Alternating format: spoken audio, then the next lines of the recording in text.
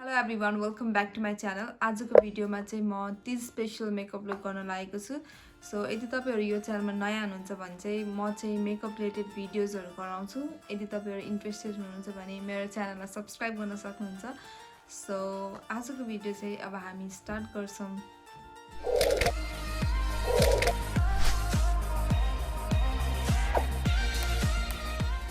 फर्स्टमा चाहिँ आज म यो आँखाको मेकअपदेखि स्टार्ट गर्छु. सबभन्दा फर्स्टमा चाहिँ म यो आइब्रो पेन्सिल लिन्छु है. यो चाहिँ मेबलिनको अल्ट्रा स्लिम भन्ने छ. यसमा चाहिँ तपाईहरुले यो साइडमा चाहिँ प्रोडक्ट हुन्छ अनि अर्कोमा चाहिँ स्पुल हुन्छ. सो आज चाहिँ म यही प्रोडक्ट युज गरेर चाहिँ आइब्रोज बनाउँछु.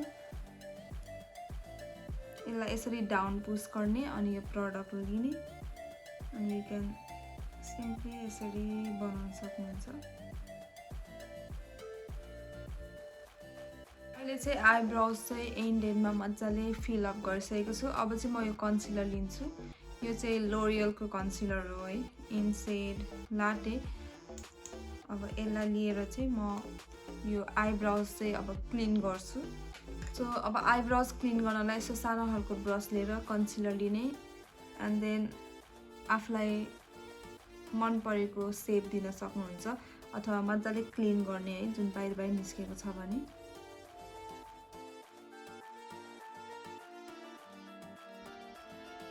सो तपाईले देख्न सक्नुहुन्छ क्लिन गरेको र नगरेको कति डिफरेन्स देख्छ भनेर.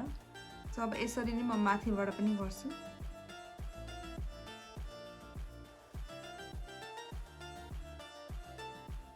अब चाहिँ यसलाई यसरी मजाले ब्लेन्ड गरिदिने.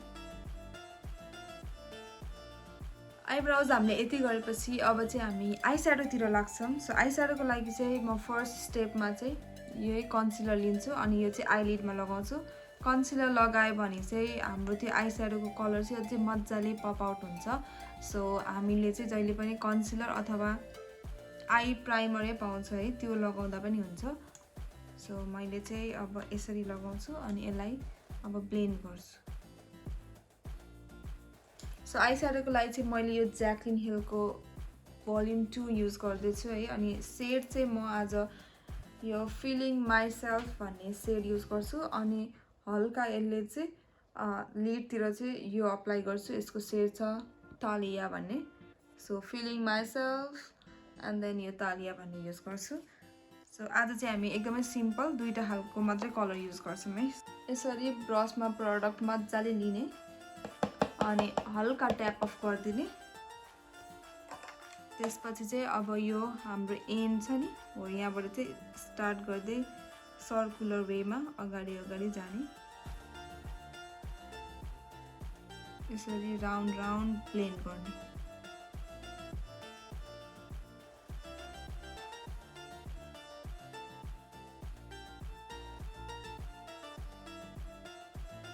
सो ब्लेन्डिङ चाहिँ यस्तो मोसनमा हैन, राउन्ड राउन्ड मोसनमा हातलाई यस्तो यस्तो गरेर गर्नुपर्छ. सो यो चाहिँ एकदमै बेसमारी पनि गर्ने हैन, हल्का यसरी प्रेसर दिएर ब्लेन्ड गर्नुपर्छ. सो यसलाई चाहिँ अब हल्का यसरी बाहिर पुश गरिदिन्छु. सो यसलाई चाहिँ यसरी रब गर्छु अनि यहाँ आइसकेको छ. अब चाहिँ म यसलाई मेरो आइलिडमा अप्लाई गर्छु.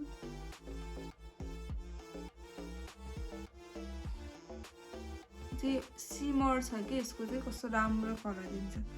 सो मेरो आइस्याडो लुक चाहिँ यस्तो छ, एकदमै simple easy. Just 2 colour use गरेको छु किन भन्दाखेरि तपाईहरुले पनि यो इजिली रिक्रिएट गर्न सक्नुहोस्. तपाईहरुले यो ऑरेन्जको ठाउँमा अरू कलर जस्तै ग्रीन, रेड, एनी कलर तपाईहरुले चाहिँ युज गर्न सक्नुहुन्छ. बट ब्लेन्ड गर्दा चाहिँ मजाले राउन्ड राउन्ड गरेर ब्लेन्ड गर्नुस्. अनि सिमरहरुको लागि चाहिँ तपाईहरुले हातले नै युज गर्न सक्नुहुन्छ किन भन्दाखेरि सिमर चाहिँ हातले युज गरे भने अझै मजाले आउँछ कि. सो अब चाहिँ म नेक्स्ट स्टेपमा लाग्छु. यो चाहिँ हो आइलाइनर. यो चाहिँ एसेन्सको लिक्विड इङ्क भन्ने आइलाइनर हो. नेपालमा हुँदा नि मैले यो युज गर्थेँ. एकदमै इनएक्सपेन्सिभ अनि एकदमै राम्रो छ. म चाहिँ आज विङ लाइनर बनाउँछु. सो फर्स्टमा विङ लाइनर बनाउँदाखेरि चाहिँ जहिले पनि म एन्डबाट स्टार्ट गर्छु. सो म चाहिँ एन्डमा के गर्छु भन्दाखेरि यसरी एउटा लाइन ड्र गर्छु अनि त्यसलाई नै यसरी आधी यता जोइन गर्छु। अब चाहिँ म यसलाई बिस्तारै अगाडिबाट चाहिँ यसरी जोइन गरिदिन्छु। अब चाहिँ यो खाली पार्टमा चाहिँ म फिल इन गरिदिन्छु है।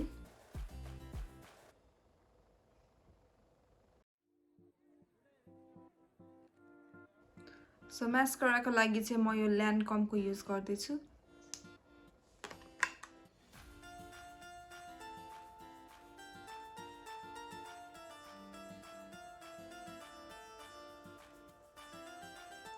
फर्स्टमा चाहिँ म यो सेरावेको मोइस्चराइजिङ क्रिम युज गर्छु।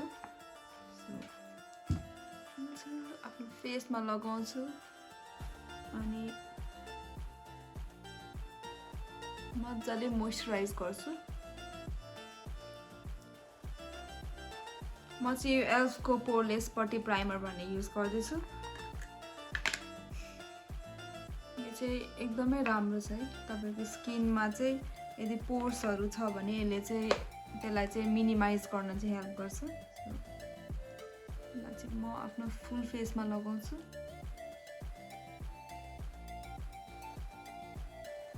फाउन्डेसनको लागि चाहिँ म यो म्याकको स्टुडियो फिक्स फ्लुइड युज गर्दैछु। यसको शेड छ NC35।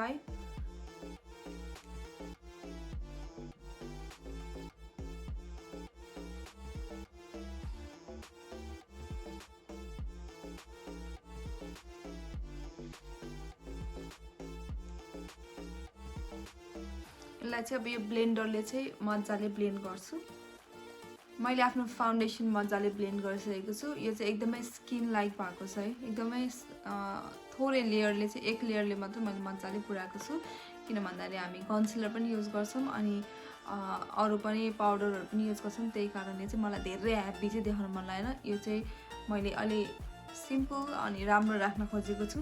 अब चाहिँ म यो कन्टुर युज गर्दैछु। यो चाहिँ मेकाको कन्टुर स्टिक हो। तर मैले युजुअली अरु बेला चाहिँ जहिले कन्सिलर युज गर्छु। आजकल चाहिँ मैले कन्टुर युज गर्न थालेछु। किन भन्दाखेरि फर्स्टमा कन्टुर युज गर्यो भने चाहिँ कन्टुर हुनुपर्ने ठाउँमा चाहिँ ठ्याक्क हुन्छ कि फेरि कन्सिलर गरेर कन्टुर गर्यो भने चाहिँ कन्टुरले चाहिँ ओभर सेट गरिदिन्छ कन्सिलरलाई। त्यही भएर चाहिँ फर्स्टमा चाहिँ कन्टुर गर्नु अनि त्यसपछि चाहिँ कन्सिलर युज गर्न सक्नुहुन्छ। म चाहिँ यो मेकाको युज गर्दैछु इन सेड डीप भन्ने। म चाहिँ यसरी सबैतिर लगाउँछु अनि अब चाहिँ म यो ब्लेन्डरले चाहिँ ब्लेन्ड गर्छु।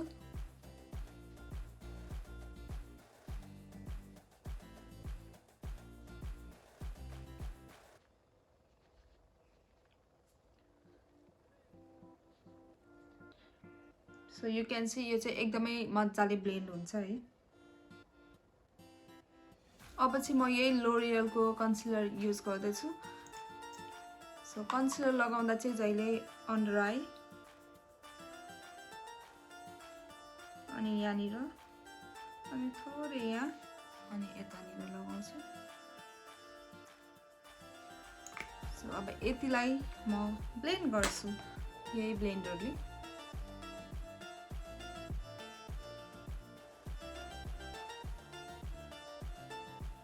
कन्सिलर चाहिँ मजाले ब्लेन्ड भएपछि अब हामी पाउडरतिर लाग्छौं। पाउडरको लागि चाहिँ म यो फिट मी मेबलिनको 10 नम्बर सेडमा युज गर्दैछु अनि यो सानो खालको पाउडर पफ युज गर्छु अनि सेट गर्छु।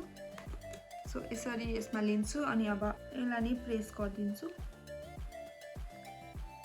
म चाहिँ यो स्टिलाको चाहिँ कन्भर्टिबल कलर भन्ने ब्लस युज गर्दैछु। यसको शेड छ पेटुनिया। सो अब यो चाहिँ कस्तो कलरको छ भन्दाखेरि यो चाहिँ यस्तो पीची टाइपको कलरको छ। यसलाई चाहिँ म यही ब्लेन्डरले ब्लेन्ड गर्छु आफ्नो चिक्समा।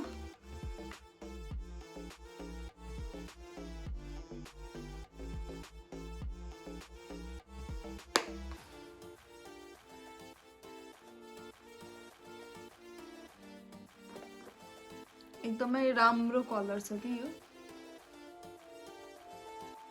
सो यो ब्रोन्जर चाहिँ रिमेलको ब्रोन्जर हो। यो चाहिँ अघि मैले कन्टुर जता जता लगाएको थिएँ त्यता त्यता यसरी हल्का गरेर लगाइन्छ। यसले चाहिँ एउटा डेप्थ दिन्छ।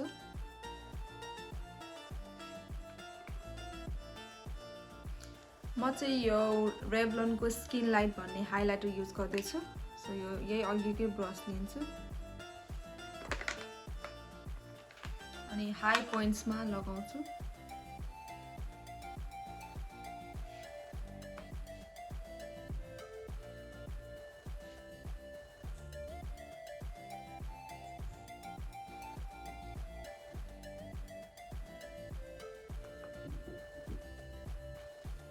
लिपस्टिक को लागि चाहिँ म यो लिप लाइनर युज गर्दैछु मर्फीको अनि त्यसपछि अर्को चाहिँ म यो म्याक को लिपस्टिक युज गर्दैछु यो चाहिँ powder kiss liquid lipstick in shade more the merrier भन्ने छ है